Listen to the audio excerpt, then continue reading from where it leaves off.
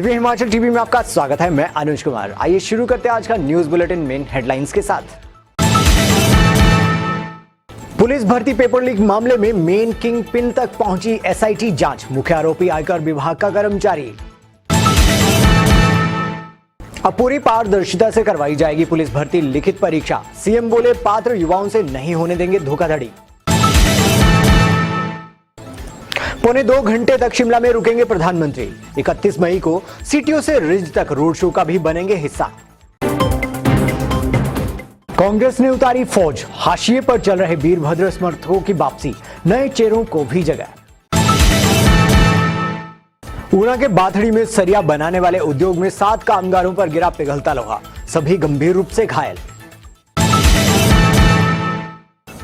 बंगाणा के वन रक्षक राजेश कुमार को मिलेगा शहीद का दर्जा, वन मंत्री का ऐलान, परिवार के एक सदस्य को नौकरी भी देंगे।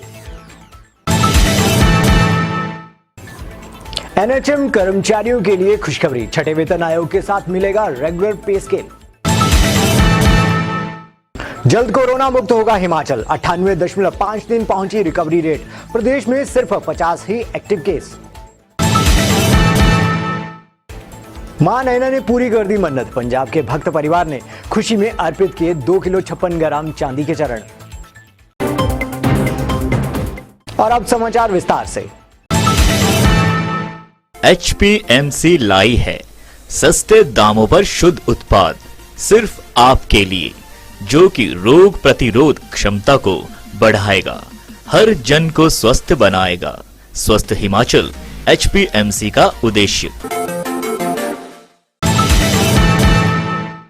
हिमाचल प्रदेश पुलिस भर्ती पेपर लीक मामले में एसआईटी की जांच मेन किंग पिन तक पहुंच गई है। अब मामले की परतें धीरे धीरे खुलने लगी हैं। डीजीपी संजय कुंडू ने खुलासा किया है कि हिमाचल व राजस्थान पुलिस भर्ती पेपर लीक मामले के तार एक दूसरे से जुड़े हैं। मुख्यालय से जारी रिपोर्ट के अनुसार जिला सोलन में पुलिस भर्ती का जो पेपर लीक हुआ था, उसके पीछे जिला सीकर राजस्थान निवासी संदीप टेलर का हाथ था। आरोपी व्यक्ति चित्तौड़गढ़ में आयकर विभाग में कर सहायक के रूप में कार्यरत है। खुलासा ये भी हुआ है कि उसने 2 बिचौलियों वीरेंद्र कुमार और देवराज के जरिए सोलन और अर्की से 7 लोगों से 3 लाख रुपए लिए थे, जिन्हें एसआईटी पहले ही गिरफ्तार कर चुकी है। दोनों बिचौलियों को उनकी सेवाओं के लिए संदीप से 50,000 रुपए मिले। उम्मीदवारों द्वारा 80-90% भुगतान ऑनलाइन किया गया था, जबकि कुछ भुगतान नकद में किया गया था।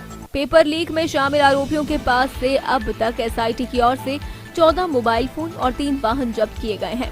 डीजीपी संजय कुंडू ने एसआईटी को स्थानीय पुलिस की सहायता सुनिश्चित करने के लिए राजस्थान के डीजीपी, एसपी चित्तौड़गढ़ और एसपी सीकर से संपर्क किया है। पुलिस भर्ती हिमाचल सरकार के गले की फांस बन गई है। सरकार को चारों ओर से मामले में जबरदस्त विरोध का सामना करना पड़ रहा है। इसी बीच सीएम ने भी बड़ा बयान दिया है। मुख्यमंत्री जयराम ठाकुर ने पुलिस भर्ती पेपर लीक प्रकरण पर कहा है कि जल्द ही मुख्य आरोपियों को पकड़कर उन पर सख्त कार्रवाई अमल में लाई जाएगी। जहां भी होंगे, जिस रूप में भी होंगे, उनके खिलाफ कार्रवाई होगी। सलाखों के पीछे होंगे सब। सरकार पात्र युवाओं से धोखाधड़ी नहीं होने देगी। इसके लिए अब लिखित परीक्षा पूरी पारदर्शिता के साथ करवाई जाएगी और इसके लिए विशेष इंतजाम किए जाएंगे।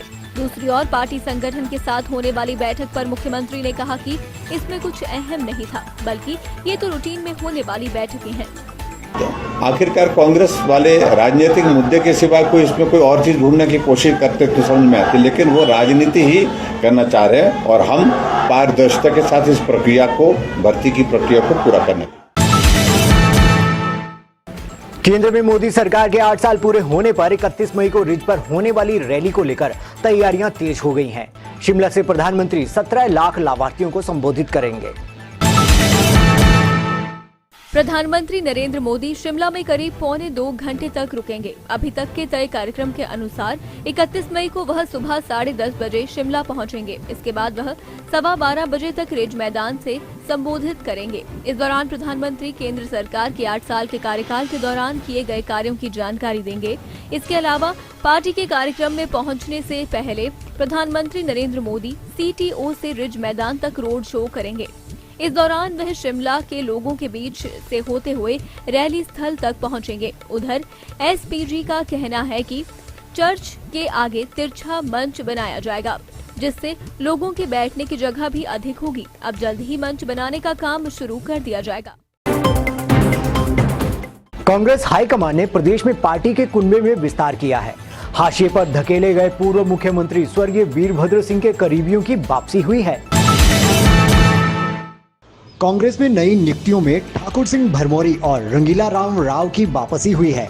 पूर्व विधानसभा अध्यक्ष गंगूराम मुसाफिर का नाम सूची में शामिल नहीं है। जिन नेताओं के नाम शामिल किए गए हैं, उनकी सिफारिश राज्य से की गई थी। पार्टी हाईकमान में 67 नए पदाधिकारियों को कमेटी में शामिल किया गया है।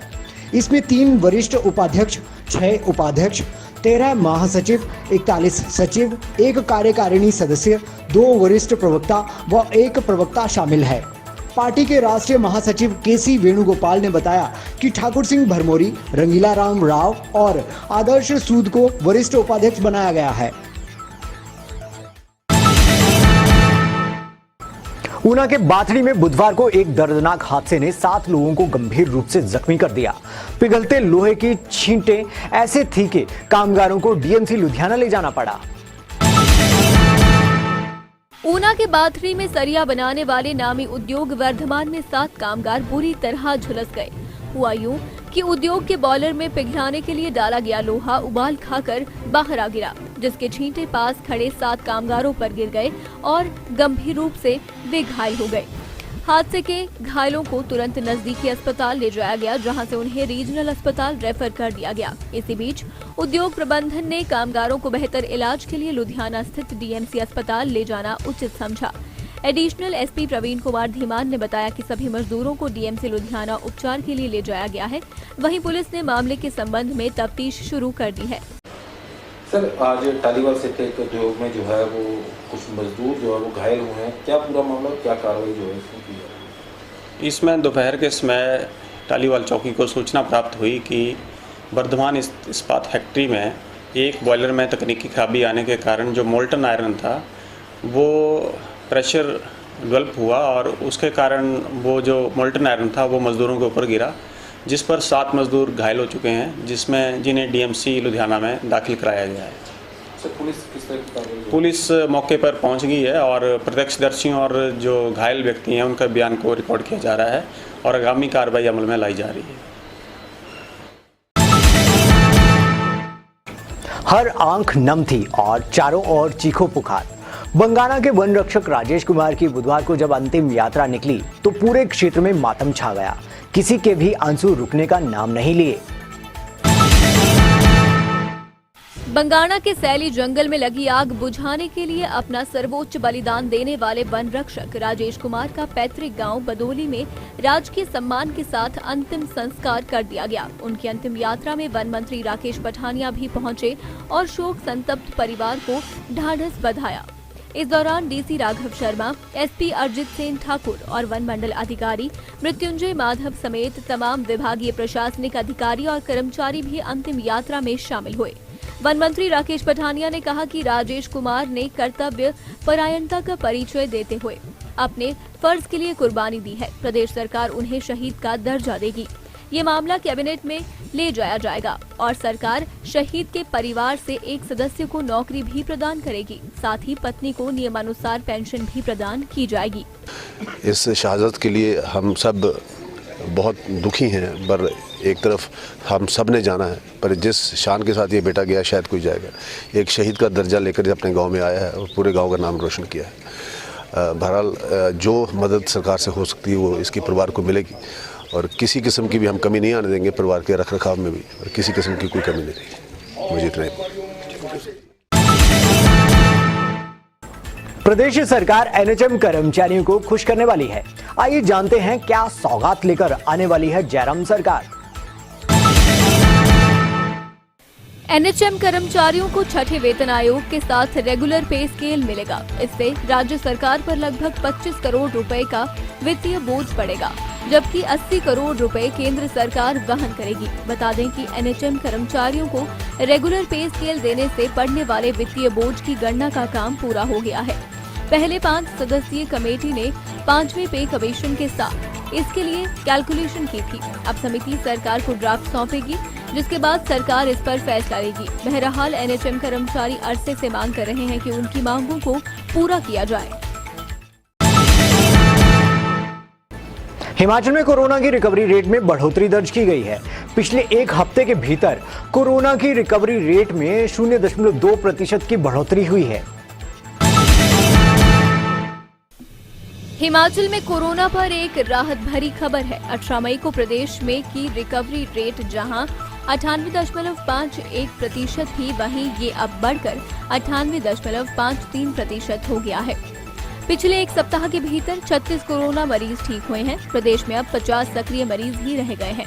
खुशी की बात यह भी है कि किन्नौर और लाहौल स्पीति जिला कोरोना से मुक्त हो गए हैं, जबकि कुल्लू और ऊना में एक सक्रिय मरीज है। कांगड़ा में सबसे ज्यादा 13, सोलन शिमला में 7, मंडी और हमीरपुर में 6, बिलासपुर में 5 और सिरमौर और चंबा में 2 सक्रिय मरीज हैं। TMT प्लस वाटर टैंक की दीवारें मोटी परत की होने के कारण मजबूत होती हैं, जिसकी वजह से एक्सट्रीम सर्दी या गर्मी में भी वाटर टैंक को कोई नुकसान नहीं पहुंचता। मां श्री नैना देवी ने पंजाब के एक भक्त परिवार की झोली खुशियों से भर दी है, जिसके चलते उन्हें एक बड़ी भेंट मां के चरणों में अर्पित की है। पेश है भक्ति से ओतप्रोत ये रिपोर्ट। विश्व विख्यात शक्तिपीठ श्री नैना देवी में पंजाब से आए श्रद्धालुओं ने मंदिर में 2 किलो 56 ग्राम चांदी के चरण माता को अर्पित किए हैं। पंजाब से आए श्रद्धालुओं का कहना था कि माता जी के दरबार में मनौती की थी और आज पूरा परिवार माता के चरणों में माता के चरण अर्पित करने के लिए पहुंचा है।